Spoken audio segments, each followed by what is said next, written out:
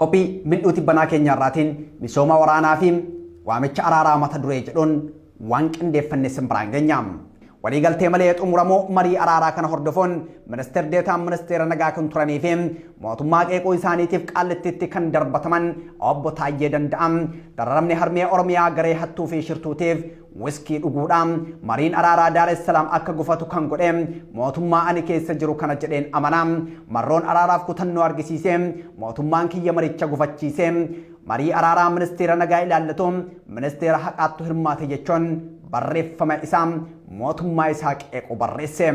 Rakkoo Oromiyaa keessatti ganna jaha guutuu uummata miidhaa jiru irratti kan barreesse Taayyeen garaan haadholii fi daa'imman Tigraayiif nahee kan Oromiyaatiin maaliif naatoo dhabe harka TPLF fi shayxaana jedhe hammanneen maaliif sabaaf jecha warra shanee jennee fagottuu nagaa fuudhuu rakkanne Piriitooriyaa leellisaa maaliif Daar es Salaamiin laganne ummata Oromoo tuffannemoo dararama hawwatii fi daa'imman Oromiyaatti garaa jabaanne afaan obbolummaa TPLF lallabneen maaliif shanee jechuu dhiifne walajjechaan obboleeyyanii fi erga ramni haadha hiyyeessaa Oromiyaa jiru maaliif nu hin quuqne erga warra daakuu fi shayxaana jenne hammatuun nu hin dhibin obboleeyyan kaleessa shanee jenne faana dubbatuun maaliif nutti ulfaata harka wayyaanee hammateen maaliif shanee waraanta afaan wayyaanee dhungateen maaliif shanee abaarta garaan rakkoo haadholii fi daa'imman Tigraayiif rifatee nagaa labsee gadadoo dubartii fi kichoolee Oromiyaatti maaliif jabaata jechuun mootummaa isaatti gaafii dhiyeesse.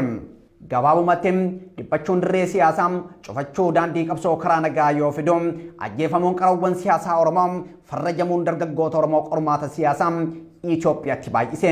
Qormaanni siyaasaa Itoophiyaatti baay'ate ammoo waraana hamaa lubbuu Itoophiyaanotaa gaaga'e kufaatii dippiloomaasiif dinagdee hordofsiise nagaa fi tasgabbii dhabuun Oromiyaa Itoophiyaa nagaa yoo dhoowwu nagaa dhabuun Itoophiyaa ammoo gaanfa Afrikaa tasgabbii dhoowwe.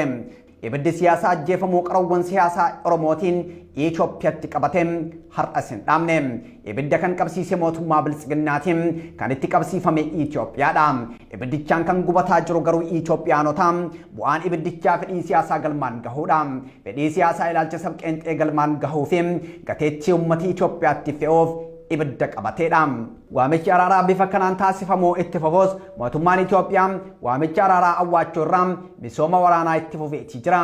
Bu'uuraalee misoomaa hawaasaa piroojeektiiwwan garaagaraa dhaabbachuun misoomni humna waraanaa ijaaruu fi meeshaalee waraanaa gurguddaan hidhattoota haleeluun mootummaa Itoophiyaatiin itti fufeetii jira.